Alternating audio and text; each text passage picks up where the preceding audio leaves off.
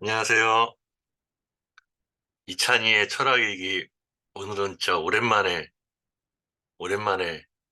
영상을 올립니다. 그동안 영상 올린 거를 게을리한 점에 대해서 되게 반성하겠습니다. 이게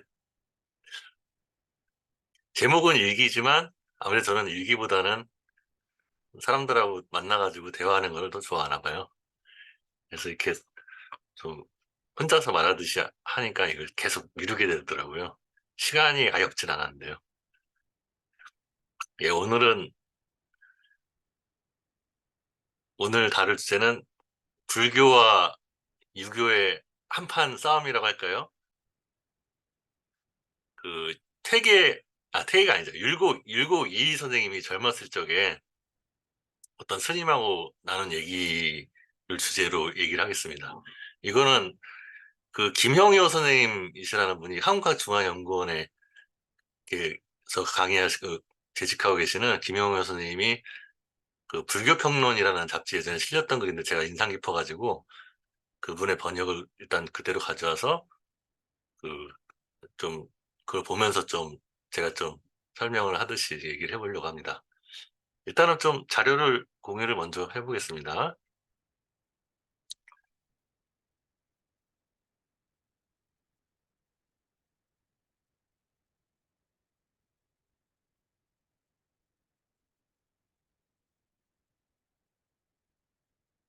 예, 제목이 금강산에서 조그만 남자의 노승에게 주다라는 내용인데요. 그러니까 율곡 이 선생님이 젊으셨을 적에 어머님을 일찍 여의셨다고 합니다. 어머님께서 일찍 돌아가셔가지고 좀 죽음의 문제에 대해서 고민이 많이 생기셨나 봐요. 근데 유학은 뭐 아시다시피 공자님도 이렇게 죽음 다음의 일이라든가 어떤 형이상학적인 문제에 대해서는 별로 이제 얘기를 안 하셨잖아요. 근데 이제 불교는 윤회라든가 또 빈손으로 왔다 빈손으로 간다 공술의 공수 같은 얘기에서 공술의 공수 같은 얘기에서 알 수 있듯이 어디서 오고 인간이 어디서 오고 어디서 가는지에 대한 그런 사후세계 아니면 형이상학적인 얘기 이런 것들에 대한 얘기도 하죠. 그러다 보니까 아무래도 불교에 관심이 갔었던 것 같습니다. 삶과 죽음의 문제에 대해서 좀 불교가 좀 다루는 부분이 있죠. 그래서 상당히 젊은 율곡 스님의 불교에 대한 식견이 상당히 높았던 것 같아요. 이 대화를 보면은. 그래서 한번 보시면 좀 이렇게 느껴지실 겁니다. 그래서 좀 설명을 드려볼게요. 시를 주게 된 경위는 이렇다. 내가 풍화산원을 유람하던 어느 날, 이 내가 할 때 내는 율곡 이 선생님이죠. 한 20대 뭐 중반 정도 셨다고 했던 것 같아요. 풍화산은 이제 금강산을 부르는 다른 이름입니다. 그래서 혼자서 깊은 골짜기를 몇 리쯤 가다 보니까 조그마한 남자 하나가 나타났대요. 김숙한 골짜기에. 근데 노승 하나가 가사를 거친 채 단정히 앉아 있었는데 노승이 후질근하게 널브러져 있는 게 아니라 그래도 단정히 앉아 있죠. 이것만 해도 좀 기본은 갖춰진 노승이에요. 그런데다가 나를 보고서도 일어나지도 않고 입도 떼지 않았다. 이 당시 조선은 그 승려들이 이제 천대받고 율곡 이 선생님이 유학자니까 이제 양반이잖아요. 아무래도 아무리 나이 많은 노승이라도 젊은 유학자한테 유림한테 그래도 인사를 하던가 아는 체라도 해야 되는데 이런 것들이 어떻게 보면 무시하는 듯한 이런 태도가 어떻게 보면 반대로 노승의 어떤 자부심이랄까? 그런 걸 엿볼 수 있는 부분인 것 같아요. 그래가지고 이제 율곡 선생님이 암자를 한 바퀴 둘러보니까 궁금해서 아무것도 없고 아궁이에는 불을 뗀 지 며칠 된 듯하였다고 합니다. 이 말은 아궁이에 불을 떼지 않은 지가 이제 며칠 됐으니까 밥을 먹은 그 자국이 없다는 거죠. 그러니까 밥도 안 먹고 이제 오래 있었던 거예요. 노승이. 그래서 좀 신기한 상황인 거죠. 그래서 이제 궁금해서 율곡승이 먼저 물었습니다. 여기서 뭐라고 계시오? 노승은 웃음 지을 뿐 대답이 없었습니다. 약간 웃음 지은다는 거에서 좀 어린 놈이 가소롭구나 무시하는 것 같은 느낌이 드시죠? 그러니까 이제 율곡이 더 궁금하죠. 그래서 다시 물었습니다. 무엇으로 허기를 끄시오? 예, 처음에는 이제 가볍게 그 뭐죠? 아이스 브레이크라고 하죠. 예, 먹는 문제로부터 시작을 해요. 뭐라고 하는지. 무엇을 허기를 끄셨더니 노승이 소나무를 가리키며 이게 내 양식이라고 말했어요. 소나무에서 소나무에 양식될 게 솔잎하고 그, 잣나무의 잣처럼 소나무에도 약간 소나무 열매가 솔 열매가 열리거든요. 그걸 먹고 이제 버텼다는 거예요. 그러니까 단식을 하고 생식을 했다는 거죠. 이 대단한 겁니다. 밥도 안 먹고. 그래서 이제 더 궁금해진 거죠. 그래서 유고쌤이 그 노승의 식견이 어느 정도인지 이제 알고 싶어졌던 거죠. 그의 식견이 어느 정도인지 알고 싶었다. 그 젊은 율곡 선생님이 패기가 있어서 단도직입 쪽으로 먼저 칼을 빼듭니다.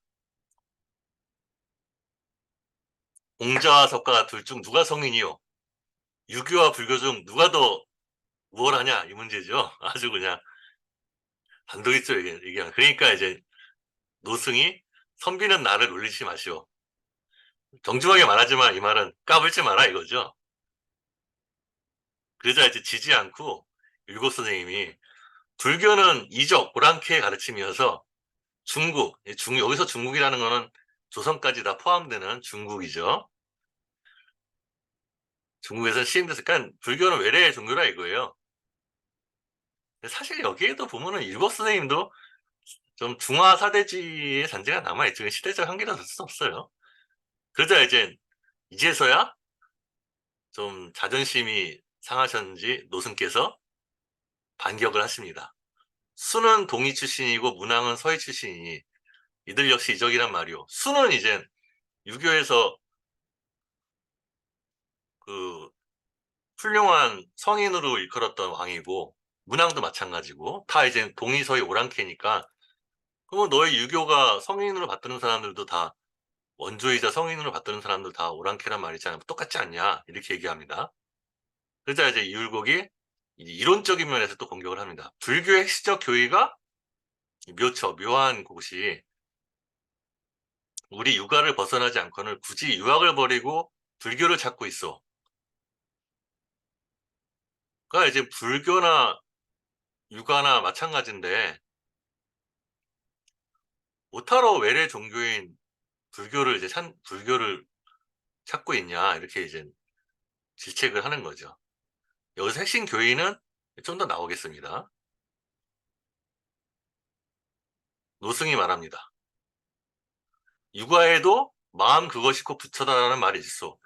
노승이 먼저 이제 그 불교의 핵심 교의라고 할 만한 거를 먼저 말합니다. 육아에도 마음 그것이고 부처다. 이것을 이제 즉심즉불이라고 해서 마음이고 부처라는 말은 사실 이 말은 노승이 일종의 불교 중에서도 선종의 입장에서 불교의 핵심을 말했다고 볼 수 있죠. 마음이 부처라는 걸로요. 이런 가르침이 육아에도 있냐 이렇게 따지고 드는 겁니다. 그러자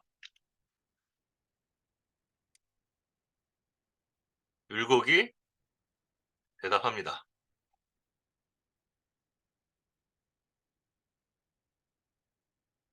맹자가 인간의 본성이 선함을 말하면서 입만 열면 요순을 들먹였는데 이 마음이고 부처라는 것과 무엇이 다르오? 그러니까 맹자의 성선설이 마찬가지라는 거죠. 마음이 부처라는 것하고. 게다가 우리 유학의 견해가 훨씬 적극적이래요. 유학의 견해가 훨씬 적극적, 실하다는 얘기는 뭐니까 유학은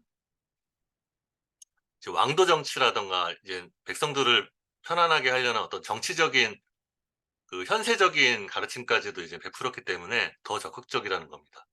반대로 이제 불교는 너무 산속에서 세속과 멀리한 한계가 있다는 점을 얘기하는 거죠. 근데 여기까지 얘기했는데 아직 노승은 그 말을 수긍하지 않았습니다. 한참 있다가 묻기를 꽤 노승을 생각하게 만든 거예요. 여기서 노승이란 말이 어쩌면 중요할 수 있는데 율곡은 젊은 사람이고 노승이란 말은 한 70 됐다는 70된 스님이란 말일 거 아니에요. 그럼 얼마나 많은 경험이 많겠습니까? 그 많은 경험과 수행과 식견이 있겠습니까? 지식이 있고요. 그런데도 한참 있다가 고민하게 만든 거예요. 대단한 거죠, 이 율곡이. 그래서 이제 노승이 색도 아니고 공도 아니다가 무슨 소리라고 하면 또 이제 어떻게 보면 율곡의 식견을 한번 좀 이제 떠보는 거죠. 이 색도 아니고 공도 아니다는 반야신경에 나오는 내용입니다. 불교의 이제 반야공 사상을 좀 이제 알고 있느냐 이제 물어보는 거죠. 또 그게 유학에 있느냐도 또 물어보려고 하는 거예요. 그래서 이제 율곡이 말했습니다. 내가 말했다. 이 또한 상대적 의식의 특정한 양태일 뿐이요. 이게 번역이 좀 현대적인 투로 번역되는데 원문을 제가 뭐 따로 보진 않아서. 근데 이제 말하자면 색도 아니고 공도 아니다가 교종의 입장에서는 그 중도, 그러니까 그 감도 없고 음도 없고 색도 아니고 공도 아닌 중도 사상을 교종의 입장에서 말하고 있지만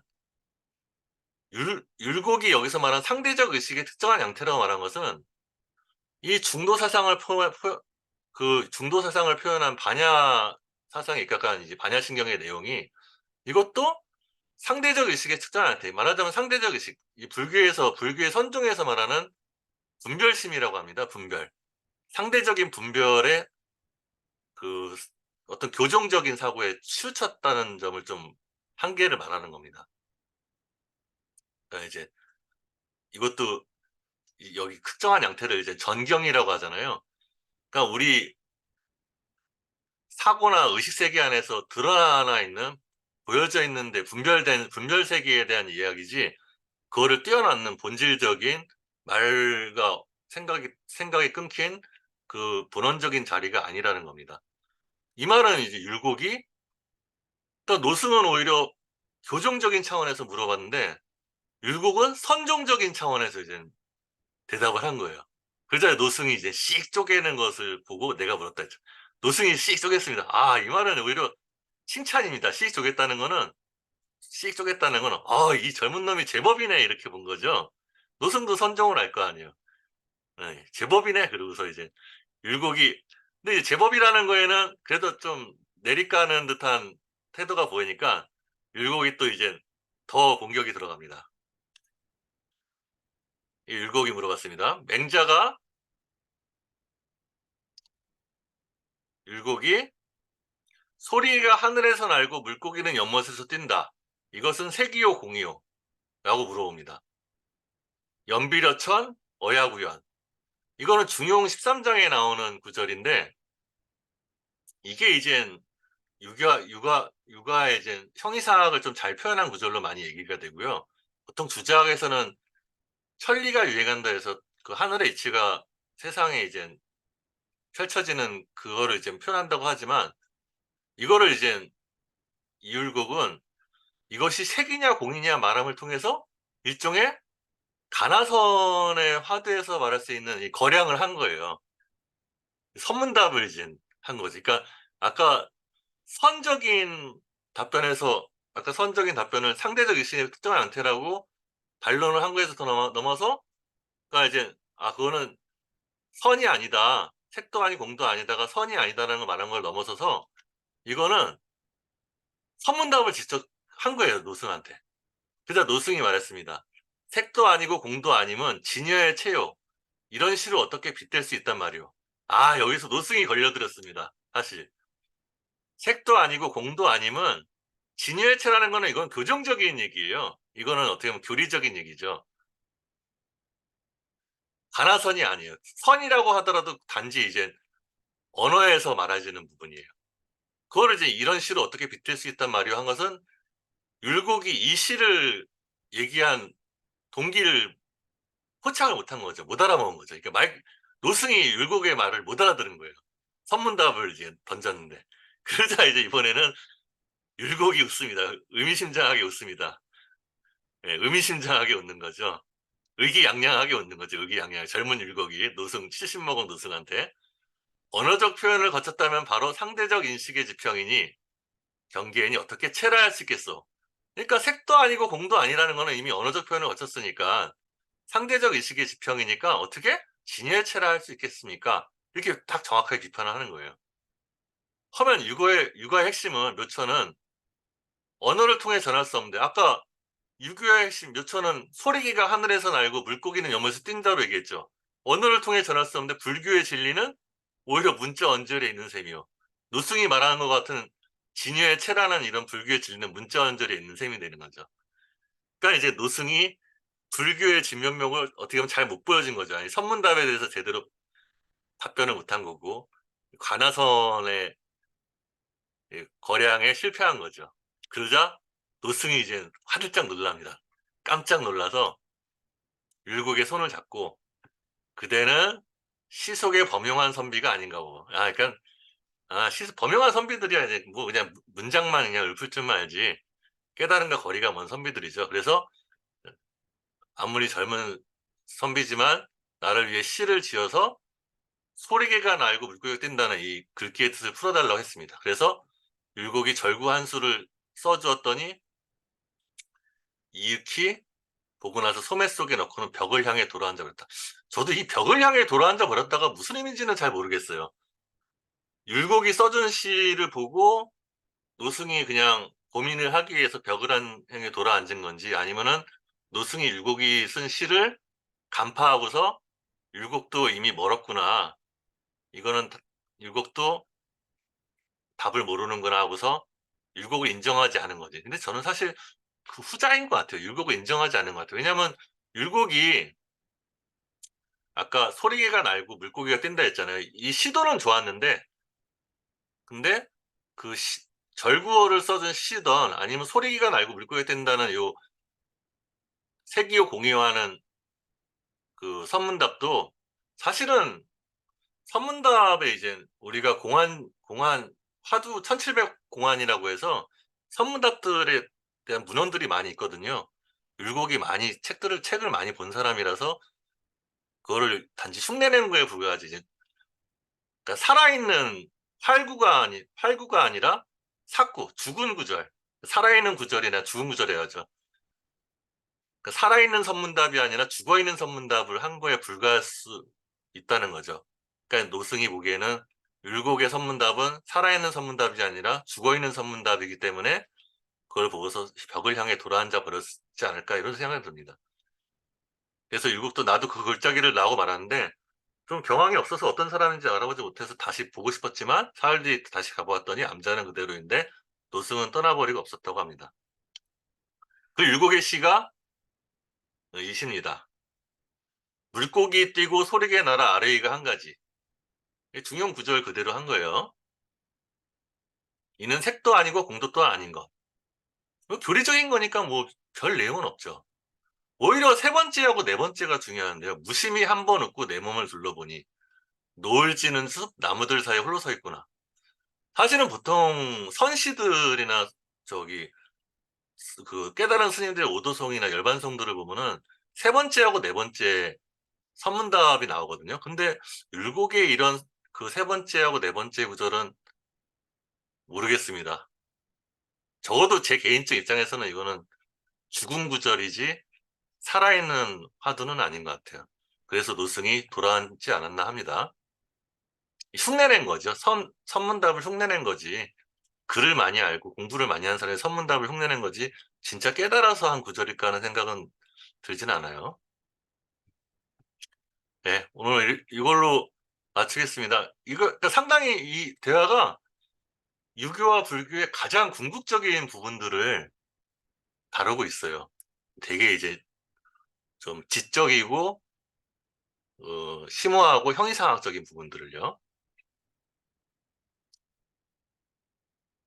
뭐 이제 유교하고 불교의 이제 그 장점이 꼭 이런 지적이고 형이상학적인 추상적인 부분이 있는 건 아니겠지만 되게 이 율곡과 노승의 대화는 유교 사상과 불교 사상의 어떤 엑기스를 잘 보여주는 것 같습니다. 네, 다시 한번 말씀드리지만 좀 저도 이렇게 입은 살아가지고 막 말은 막 하지만 여러분께 이찬희의 철학의 유튜브를 부지런히 올리는 그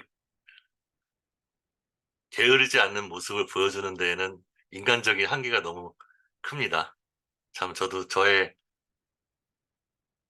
존재에 미약함과 유한성을 느낍니다. 또 한편 어떤 면에서는 우리는 그렇게 미약하고 유한한 서로 유한한 모습대로 의지하며 살아가는 게 아닌가 하는 생각이 들어요. 예, 더 분발하고 반성을 기피하면서 자주 또 영상을 올리도록 하겠습니다. 감사합니다.